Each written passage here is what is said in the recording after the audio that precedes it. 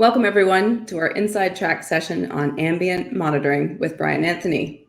Brian operates in multiple dimensions at MIT. He's a principal research scientist whose academic homes are in the Department of Mechanical Engineering and the Institute for Medical Engineering and Science, IMES, as well as the Clinical Research Center, which focuses on health and wellness.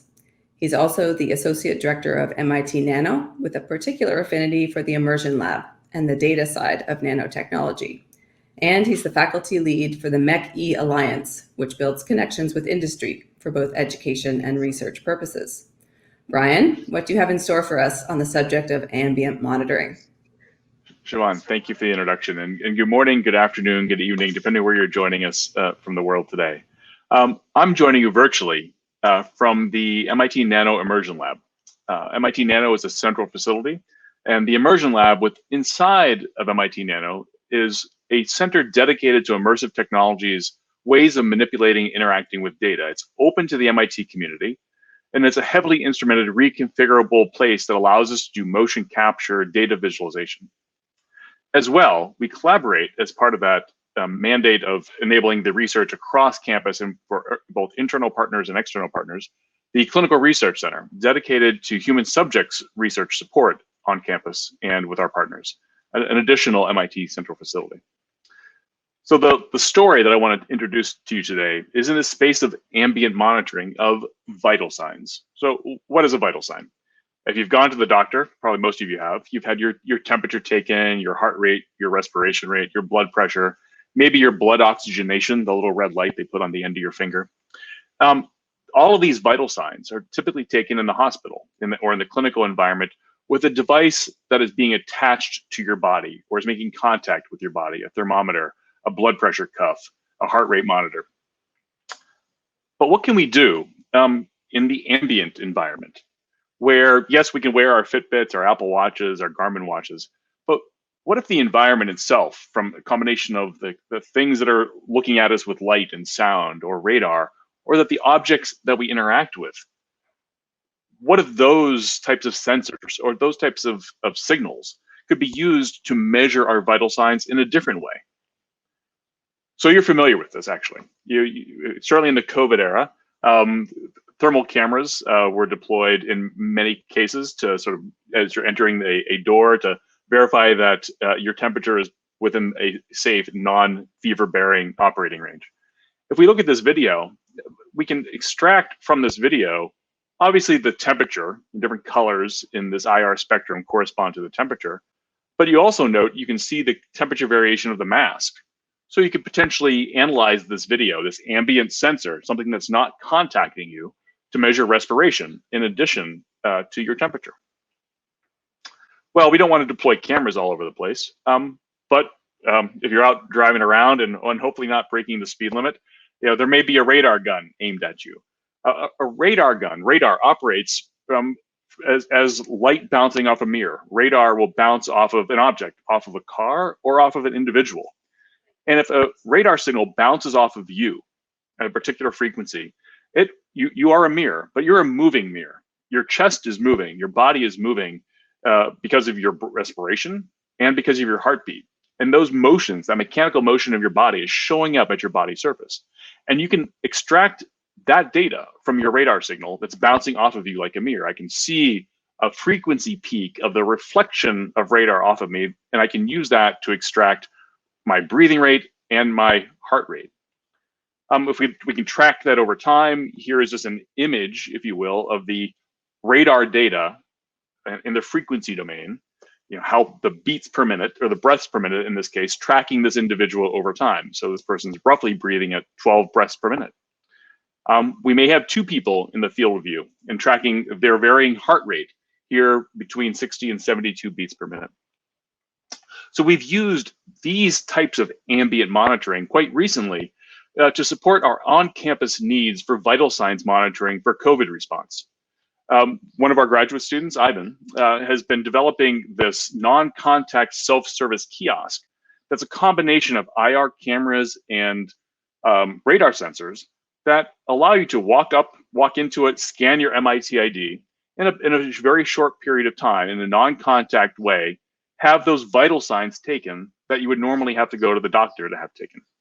Here's a very quick accelerated video of Ivan walking in, scanning his ID, camera adjusting, getting his thermal image, and having a radar sensor behind and in front of him, and getting his heart rate and respiration rate. We've deployed these now on campus. This is an image over in building E62, where as part of a research study, looking at both wearable devices and ambient devices such as this, can we detect early changes in our vital signs, our heart rate and respiration rate, that are early indicators of the onset of flu-like symptoms, such as you would suffer from COVID. So I'll skip this video in the interest of time. But what about non-standard vitals? So you're familiar with respiration and blood pressure, but there's a whole range of information about the way that you interact with the world, in particular the way that you move, or your daily cycles of heart rate or respiration, and your temperature cycles, or your strength, how it goes up and goes down, your fatigue level. So these are potential vital signs that if we can acquire them in the context of daily living, such as that you could get with a wearable device, a Fitbit or an Apple Watch or a Garmin device, there's other information embedded in there. And how do we make these, though, these ambient measurements of those non-traditional vital signs? So one thing just to focus on briefly is the importance of gait and motion. You know, if you've sprained your leg or your ankle, or you're twisted your ankle, or if you're not feeling well, how you walk, how you move changes. There is a study of biomechanics. I can go into a gait lab and a doctor can do a very controlled analysis watching me walk. And I can use an understanding of my balance and my gait to understand musculoskeletal problems, cardiovascular problems, psychological problems that are all related to how you move. Now, we can certainly study things like gait and motion in the lab. Here's Praneeth Numburi running on a treadmill. We have little markers on him and using a camera to track his motion, tracking the motion of his back and the motion of his leg, and we can understand the energy interplay between the various parts of his body. And we can detect abnormalities in the asymmetry or in the periodicity. And certainly it's easy to discern in looking at that type of motion, differences in how you're jogging, or running. Now, that type of ambient monitoring in the laboratory environment, in the Immersion Lab, for example, we've recently worked with Todd Carroll, one of the pitching coaches at MIT, to start to figure out how to robustly use this type of not just motion data, but let's combine these other sorts of data. The motion data, acceleration, because we can add sensors to our accelerometers to our body, and we can put force sensors both on our feet and in our floor to use this type of data to improve pitching and coaching, for example. So this is a laboratory environment, right? So we have these techniques to capture motion with cameras, with an instrumented floor to measure acceleration or tapping, wearable sensors to get how you're moving in 3 space with acceleration. Now, you spend most of your time moving around, and certainly depending on where you are in your life, whether young or old or someplace in between, in the home. And there's been a promise, absolutely, of using wearable technology in the context of daily living, moving around the world, to extract some of these additional, both traditional and non-traditional vital signs. One of the areas that we're particularly excited by is actually moving some of these ambient sensing technologies into the home, making your floor smart, making your ceiling smart, making the appliances and doors that you interact with smart. Katie Hom, another graduate student at MIT, has been using the Immersion Lab and the Clinical Research Center to develop technologies that allow us to put accelerometers in the 4 corners of your room at home, and to use that as an in-home surrogate for monitoring of gait. As I walk on the floor, I create sound, and that sound propagates through the floor. This is some work that Katie did actually during the COVID constraints. So she was actually turned her apartment into a laboratory, putting accelerometers around the perimeter of her room, taped out various quadrants of the room, put accelerometers in there, and was able to do some preliminary subject studies of herself and roommates to understand, well, can I use how I'm walking to identify who is walking, who's the individual, or variations in how I'm walking over time. A paper that that will be coming out very soon looks at this first set of data of accelerometer data in the home to both characterize and identify people based on their footfalls, but more importantly, to be able to say, hey, am I limping? Is my gait changing over time? And so we potentially have a way to make a floor smart, to have an in-the-home alternative to the gait lab that you would typically have to go to a biomechanics studio and to acquire such data.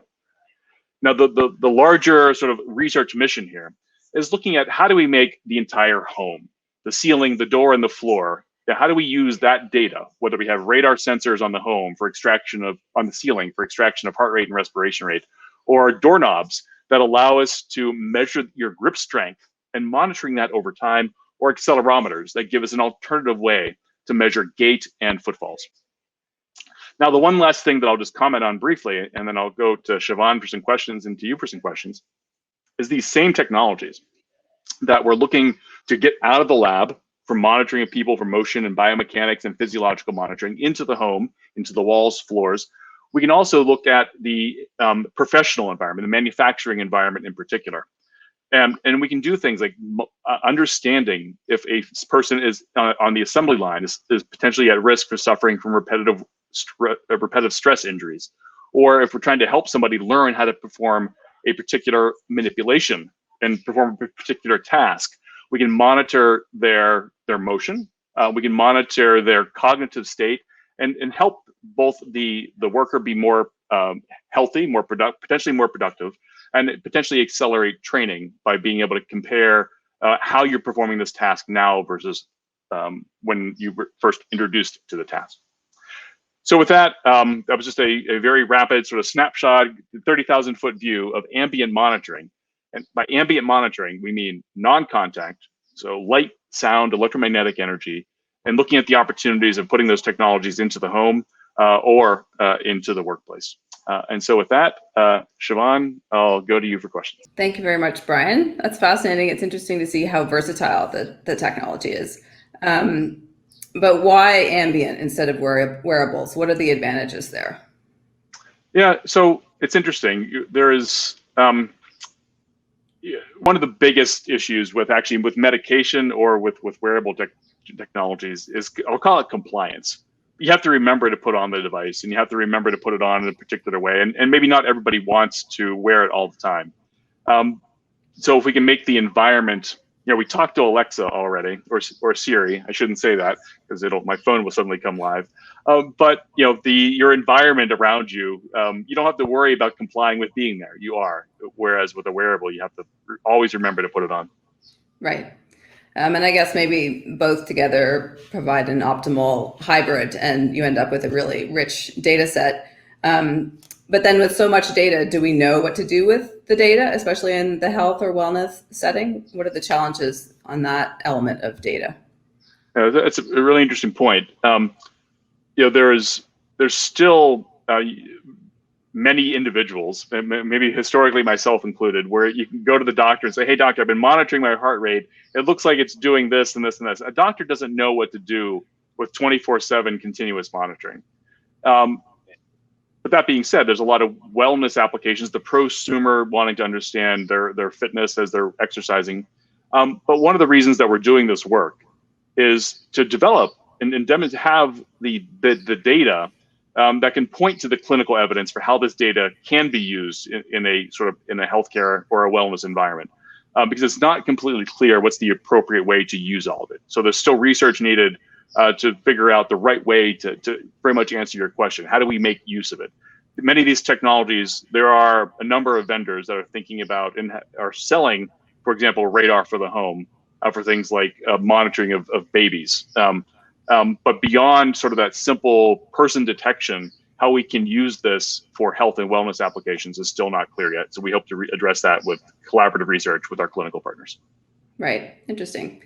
And then can you talk a bit about also the application in the workplace? And a couple of questions that we have coming in from our audience center around, privacy issues, concern over the use of technology like this in the workplace in terms of control of employees. So how will you tackle, what are the pros and cons, I guess, in the workplace, and how will you tackle those data privacy challenges?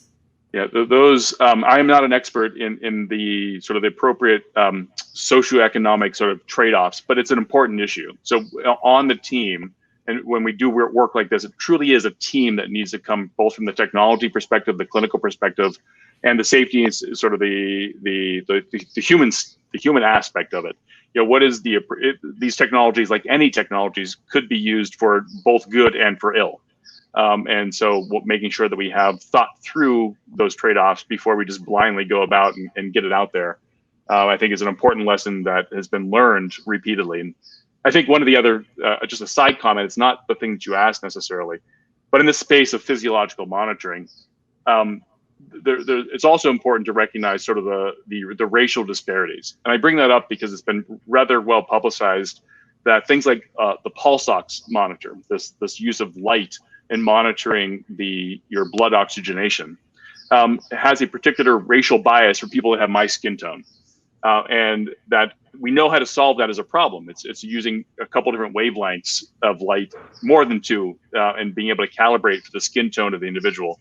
But that's not historically been an important issue that it's been an important issue, but companies haven't addressed it. And so it's important to make sure as we're deploying these technologies to always be cognizant of both that human aspect of it, the racial aspects of it, the discriminatory potential aspect of it, and take those into consideration. Mm-hmm. Yeah, good point. So a couple of related questions. Rasika asks, with the Gait technology that can be used for improving, increasing security in the home and safety for an individual, but how do you protect a person's identity? So I guess in various settings, people would be giving their permission, I guess, for use. And then a related question from Humberto: how long before there is broad access to this technology for home healthcare? It's interesting. I can just see it being very interesting for someone with or very useful for someone with Parkinson's, for example, who, they can't get out of their home to go to their specialist anymore, or they're not comfortable going to the specialist anymore, but you do want the Gait test. So if someone consented to use and then the specialist was interested in, taking a data approach, then it could be very valuable. But what might you add? Well, obviously, you bring up a really interesting point about, I think you mentioned sort of an aged population of Parkinson's, which often is sort of an aged individual. One of the sort of the motivating use cases is certainly in countries all over the world, but certainly leading countries like Japan that have a leading population inversion, where there's more older people than younger people, and also not as many doctors per capita. There's a recognition and a need to keep people in the home longer in a safe and healthy way. And so how do we make sure that they can live at home with dignity, but still have an important aspect of being able to monitor and measure and have visibility into the state of health. So these technologies can potentially contribute to those as solving a problem that we have as a society as we age and increasingly want to stay at home and not go into the hospital. Mm-hmm. Right, exactly. And then a question from Brooke: how does the radar work electromagnetically, and does it pose any health risks if they're deployed in multiple settings throughout the day? Increased exposure. Mm-hmm. So how does it work electromagnetically? It's really just, you think of it as a radar gun, the same way that a police officer is aiming a sort of or sound wave. Think of it, or the way that a bat navigates, right? So you're shining energy onto something and it bounces back at you. And the thing that it's bouncing off of, if it's moving, introduces a modulation into that reflection. And that modulation, that Doppler effect, can be used to say, hey, well, how fast was that thing moving? So it's just bouncing energy off of a surface, and the energy happens to be radar. It could be light, and the mirror happens to be the person's body. And from the health risks, certainly, yes, you have to be careful about how much energy you're dumping into the space. And so that will fundamentally limit your achievable signal to noise ratio, your ability to resolve multiple people, And you have to be careful about what frequencies may use so they don't interfere with either radio communication or pacemakers. And there is there are regulations and guidelines that set the amount of energy that can be used over a period of time at different frequencies. And so those are always important considerations that you just, if you're going to use it in the context of daily living, without a doubt, it has to be fundamentally safe. Right. And then maybe one final question. Broadly speaking, the Immersion Lab to me seems, in a sense, like it's all about immersing in data and optimizing the fact that increasingly we're really living in data these days, and there are various privacy and ownership concerns. But so would you say that you're motivated by pulling meaning out of data, or you said you have a special affinity for the data side of nanotechnology? Maybe you can talk to us a bit about that. Absolutely. So the Immersion Lab, I describe it as the data interface to MIT.nano. But what I mean by that is it allows us to collect the room itself allows us to collect human data. Right? So you're in there, you are the specimen. So we can collect motion data as you're moving around and wearable physiological sensors for heart rate and respiration rate. So we can do experiments with getting that data on the individual. But then now I can understand how I'm moving, for example, and I can display, whether it be on head-mounted displays or on displays on the wall, I can naturally interface with the data that I'm trying to understand. A lot of data science, the first thing you teach in data science is visualize your data. And we're somewhat limited, frankly, by how we can visualize data when we're looking at it on a flat display. But if I can walk into it and around it and use the tools of gaming, AR and VR, and physical interaction and motion capture to gesture like I do and sort of move and swim through the data, gives you a more intuitive interpretation of either data that has come from the cellular level and we've blown it up to make it big, or come from the Mars level and we've made it small so that you can physically interact with it. So it's both gives us the tools to visualize and interact with data in a unique way. It gives us the tools to understand biomechanics, but it also gives us, frankly, the tools that allow us to do things like virtual training and using both the capabilities that are in the Immersion Lab, or as you do with any kind of gestural or dance or other kind of physical sports, where a coaching and the iterative motion aspect of it is important to becoming better and more proficient at the activity. Interesting. Yes, iteration is key. All right. Well, that's the 10,000 hours. Right. Well, maybe this approach can help reduce the amount of practice necessary. One can hope. And that's probably a good place to close. Thank you, Brian. It's been enlightening, and I look forward to seeing where these advances and technologies lead. Thank you, everyone, for joining us. And now we'll go back to the main stage programming. Great. Thanks, Siobhan. Thank you, everybody.